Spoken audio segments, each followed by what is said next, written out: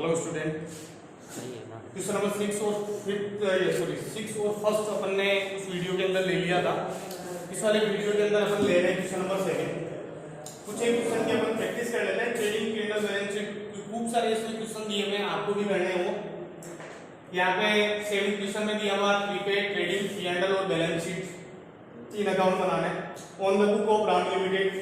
जिस कंपनी के या जिस बिजनेस के आप अकाउंट मेंटेन करोगे उसका नाम है, कब बनाने 31 मार्च 2005। ये आपको ट्रायल बैलेंस के बैलेंस दिए हुए हैं, डेबिट साइड के, क्रेडिट साइड के। ट्रेडिंग कैंडल बैलेंस शीट की मैं फॉर्मेट बना रहा हूं। सबसे पहले आप लिखोगे in the book of Ram limited. क्या बना रहे हो? Trading account for the year ending 31 मार्च 2005। ठीक है, ट्रेडिंग का फॉर्मेट हुआ, ज़्यादा बड़ा नहीं बनेगा, हो जाएगा इतने में काम अपना। इसके बाद में प्रॉफिट एंड लॉस,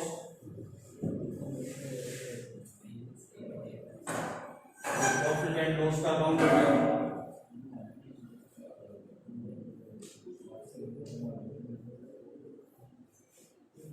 इसके बाद अपन बैलेंस शीट बना लेंगे एज हो बैलेंस शीट। यहाँ पे आप लिखोगे एज ऑन 31 मार्च 2000। बुक में थोड़ी पढ़ना भी थोड़ी बहुत, उसमें देखना ईयर एंडिंग कब लगाते हैं और एज ऑन कब लगाते हैं।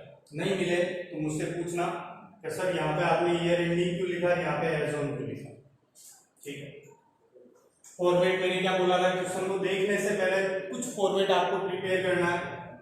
सबसे पहले आप क्या लिखोगे? To opening stock. इसके बाद में आप लिखोगे to purchase minus purchase return.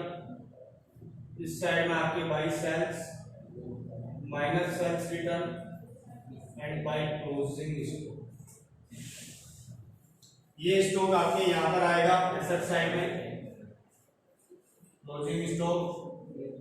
इस साइड में आप लिखोगे कैपिटल का बैलेंस, इसमें प्लस करोगे नेट प्रॉफिट माइनस करोगे। इतना फॉर्मेट आप तैयार करोगे। इसके बाद में अपन को एक क्वेश्चन देखना है। ठीक है, अब देखो सबसे पहले दिया हुआ है डेटर एसेट्स है, तो आप यहाँ पे लिख दो डेटर 12,000। इसके बाद में दिया हुआ परचेज, तो परचेज का बैलेंस ये रहा, यहाँ पे लिख दो 50,000। परचेज के बाद में कोल, गैस एंड वाटर। ठीक है, कोल कहाँ पे काम आता है? 50 में काम आता है, तो ये आपके डायरेक्ट एक्सपेंस हो गए।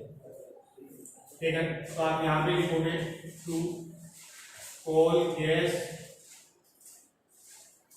वाटर 6,000। इसके बाद में आपके फैक्ट्री वेजेज, जैसे वेजेज भी देता तो भी अपन डायरेक्ट एक्सपेंस ही मानते हैं।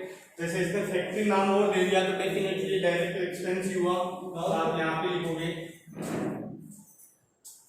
Factory wages 11,000। सैलरी आपकी क्या इनडायरेक्ट एक्सपेंस है, तो आप यहाँ पे लिख दो सैलरी कितने रुपए? 9,000। सैलरी के बाद में आपके रेंट दिया हुआ है, रेंट भी आपके इनडायरेक्ट एक्सपेंस है, तो आप इस साइड में लिखोगे टू रेंट 4,000। ठीक है, एक कॉमन चीज मैं आपको याद दिला दूं, वही डेबिट में टू और क्रेडिट में बाई का यूज लेते हैं अपन सारे अकाउंट को, लेकिन बैलेंस शीट में कभी भी टू और बाई नहीं लगता। इसका रीजन क्या है? इसका रीजन यह है कि बैलेंस शीट को एक अकाउंट नहीं माना जाता। ये एक अकाउंट है, यहाँ पे मैंने लिखा balance P&L account, trading account, लेकिन मैंने देखो यहाँ पे नहीं लिखा balance sheet account. Balance sheet account है ही नहीं, ये डेबिट साइड नहीं है, ये क्रेडिट साइड नहीं है ना, तो ये डेबिट साइड है नहीं, ये क्रेडिट साइड है। ये एसेट साइड है और ये लायबिलिटी साइड। मैं इसमें कह सकता हूँ ये डेबिट साइड है, ये क्रेडिट, ये डेबिट साइड, ये क्रेडिट साइड, लेकिन यहाँ पे ये डेबिट और यहाँ पे ये क्रेडिट साइड नहीं है। यहाँ पे ये लाइबिलिटी साइड है, ये एसेट साइड है। तो जब ये अकाउंट ही नहीं है, जब इसमें इधर डेबिट है ही नहीं, इधर क्रेडिट है ही नहीं, इसीलिए इसके अंदर इधर टू और बाई का यूज नहीं लेते। बैलेंस शीट को एक स्टेटमेंट माना जाता है। ट्रायल बैलेंस पढ़ा आपने, ट्रायल बैलेंस के अंदर टू और बाई यूज में लिया गया, आपने नहीं लिया, क्योंकि वो क्या है, एक स्टेटमेंट है। ठीक है, तो बैलेंस शीट को भी आपको एक स्टेटमेंट माना जाता है। ठीक है, टॉपिक पे ले चलते हैं अपने। रेंट के बाद में अपने क्या दिया हुआ है, डिस्काउंट। डिस्काउंट डेबिट साइड में है, इसलिए एक्सपेंस माना है मैंने। अगर ये डिस्काउंट इस साइड में लिखा हुआ होता क्रेडिट साइड में, तो मैं इसको इनकम मानता। और यहाँ पे डिस्काउंट अमाउंट कितनी है, 5 की है, 80,000। डिस्काउंट के बाद में एडवर्टाइजमेंट 500, एडवर्टाइजमेंट भी आपकी इनडायरेक्ट एक्सपेंस होता है। एडवर्टाइजमेंट अमाउंट क्या है, 500। एडवर्टाइजमेंट के बाद में देखो ड्राइंग, ड्राइंग 1000 है, ये रहा ड्राइंग, यहाँ पे लिख दो 1000। ड्राइंग के बाद में आपकी क्या दिया हुआ, लोन। लोन आपकी क्या लाइबिलिटी, तो लोन कितने रुपए है, लोन के बाद में पेटी केस। ठीक है, यानी कि जब अपन केस बुक बनाते हैं तो 3 टाइप की केस बुक बनाते हैं, सिंपल 2 कॉलम या सिंपल 3 कॉलम और पेटी। छोटे मोटे खर्चों के लिए, जैसे कि बिजनेस के अंदर बहुत सारे बड़े बड़े एक्सपेंसेस होते हैं, लेकिन कभी कभार जैसे कोई चाय नाश्ते के या छोटे कोई कार्टेज के, कोई कार्ड के, इनके अगर पेमेंट करने हो तो मेन केशियर अपने गले में से या अपने अमाउंट में से निकाल के नहीं देता। वो क्या करता है, अपने जूनियर केशियर को 5-10 हजार रुपए एडवांस में दे के रखता है कि ये 10,000 पकड़, जो भी ये नॉर्मल जो पेटी एक्सपेंस होते हैं, छोटे जो एक्सपेंसेस होते हैं, इनका पेमेंट तू करते रहा। तो वो अपना हिसाब टोटल अकाउंटिंग जो मेंटेन करता है, उसमें से जो बचा तो वो पेटी केस है। ठीक है, ये पेटी केस लेकिन है केस का ही बैलेंस, इसलिए इसको मैं क्या मानूंगा, एसेट्स मानूंगा। अगर यहाँ पे होता पेटी एक्सपेंस तो मैं इसको एक्सपेंस मानूंगा। ठीक है, तो पेटी केस का बैलेंस दिया हुआ 500 रुपए, ये भी आपके यहाँ पे आएगा, पेटी केस 500। जब अपन केस बुक पढ़ेंगे इसको भी अपन डिटेल से लेंगे। और इसके बाद में आपके सेल्स रिटर्न दिया हुआ है 1000, तो सेल्स रिटर्न यहाँ पे आ गया 1000 माइनस 1 ब्रैकेट में लिख दिया मैंने। सेल्स रिटर्न के बाद में मशीन का बैलेंस 5000 दिया हुआ। मशीन आपकी एक एसेट्स होती है भाई, तो मशीन आपकी कितनी है, 5000।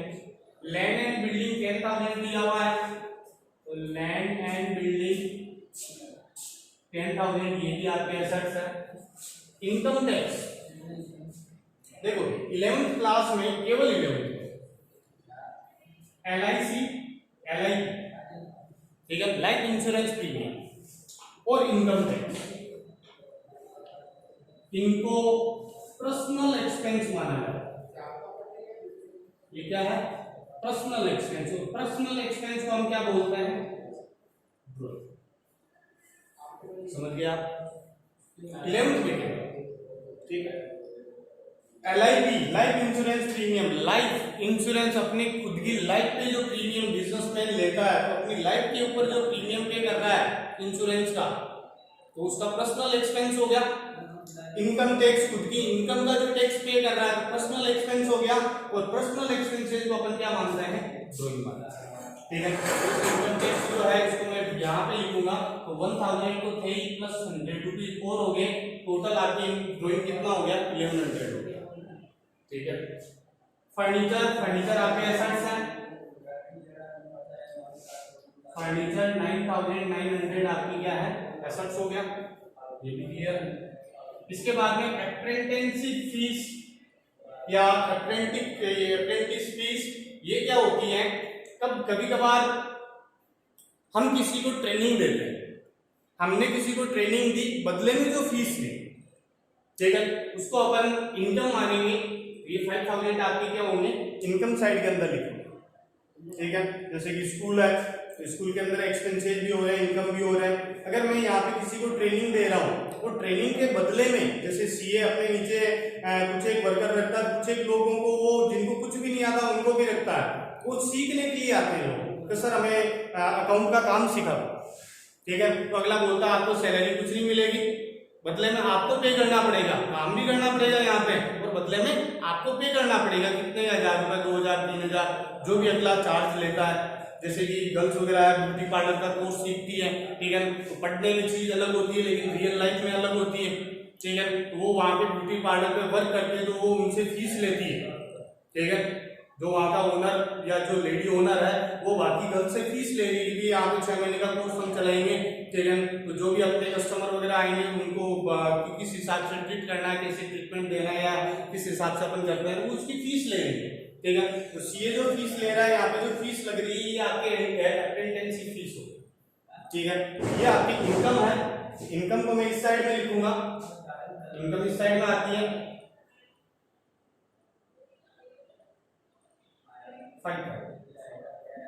इसके बाद में जैसे कि लोन, एक मिस्टेक हो गई, देखो यहाँ पे शायद कहीं पे लोन वर्ड आया था, यहाँ ये लोन वर्ड आया था, ये वापस लोन मैंने देखा इसलिए याद आ गया।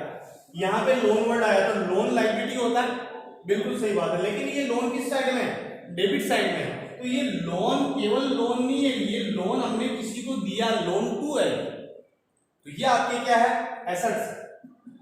ये लोन टू है, ये क्या है, एसेट्स। आप देखो किसी से लोन लेते हो तो आपके लिए लायबिलिटी, लेकिन अगर आप किसी को लोन दे रहे हो तो आपके लिए एसेट्स है।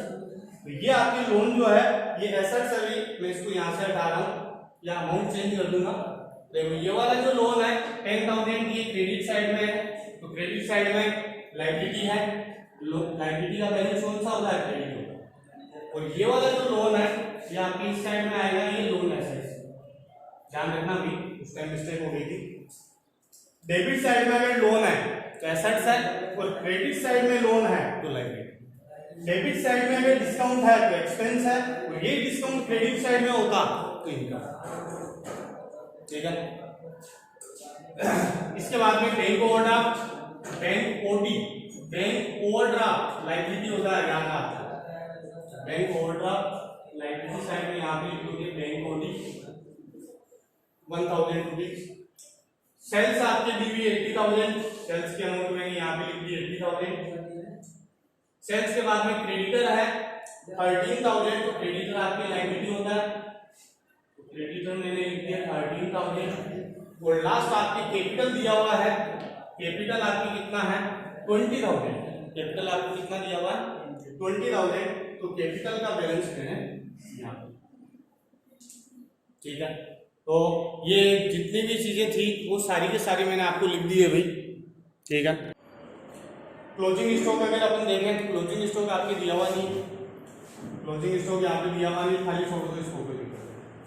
अब अपन को केवल टोटल करनी है। देखो ओपनिंग स्टॉक भी क्वेश्चन में नहीं दिया, हम क्या करेंगे, दिया जो चीज दी हुई थी वो सारी चीजें अपन ने लिख दी, इसके अलावा कुछ बाकी अपने बचा नहीं, सारे वो केवल टोटल करना है। तो टोटल करते हैं 80 में 7,000 माइनस के कितने आ गए 79, इसमें से 50,000 में से माइनस परचेज रिटर्न कुछ है नहीं, तो 50 की 50 साइड में आ गए। अब टोटल इस साइड की ज्यादा लग रही है 79, 79 में से माइनस करो 50, 60, 67 माइनस करोगे 12,000 आ गया। 79 माइनस 67 करोगे कितना आ गया 12,000। तो आपके यहाँ पे किस नाम से लिखते हो आप, P&L अकाउंट के नाम से। क्या है ये, ग्रॉस प्रॉफिट है, कितना है 12,000 है, टोटल आपकी कितनी आ गई 70, ठीक है। इस ये ग्रॉस प्रॉफिट है, इसको ट्रांसफर करना अपन को इधर ट्रांसफर किया, भाई कहां से आया, ट्रेडिंग के अकाउंट से आ रहा है। क्या है ये ग्रॉस प्रॉफिट है हमारा, कितना है 12,000, ठीक है। अब टोटल करो किस साइड में, देखो 17,000 हो रही है, किस साइड में ज्यादा लग रही है मुझे, ठीक है, या कमी है 9, 30, 16, 500 ज्यादा इधर ही है। इसकी टोटल आपकी कितनी है 17,000 तक, इसमें से माइनस किया 9 + 4 13, 16,500। प्रॉफिट आ गया, किस नाम से लिखोगे आप, कैपिटल के नाम से। क्या है ये हमारा नेट प्रॉफिट है, कितने रुपए 500, 500 प्रॉफिट हुआ टोटल आपके 70। अब ये जो नेट प्रॉफिट है ये यहाँ पे प्लस कर देंगे अपन, तो देखो 20 में से ये तो प्लस करना और ये क्या करना माइनस करना। तो सबसे पहले ये 1100 माइनस कर दो, तो 18,900 तो 19,400। ठीक है, अब इसकी टोटल दोनों साइड की बराबर आनी चाहिए, दोनों साइड की टोटल बराबर आ गई तो हमारे सही है, नहीं तो मिस्टेक है। तो 19, 29, 30, 40, 43, 400 कितना हो रहा 43, 4। इस साइड के अगर मैं टोटल करूं तो 12, 12, 5, 17, 27, 27 और 9 कितने हो गए 36, 42, 43,400 बराबर आ इक्वल आ गया, इक्वल आ गया हमारे से। आई थिंक समझ में आ गया होगा कि सब इस चीज का ध्यान रखना। एक तो ये क्या है इसका मैंने बता दिया था, पेटी केस इसके बारे में मैंने बताया था, जो नई चीज आती है उसको मैं डिटेल से बता देता हूँ आपको। LIP लाइफ इंश्योरेंस प्रीमियम और इनकम टैक्स को क्या माना जाता है, ठीक है। नेक्स्ट वीडियो में अपन नेक्स्ट क्वेश्चन लेंगे। Thank you for watching.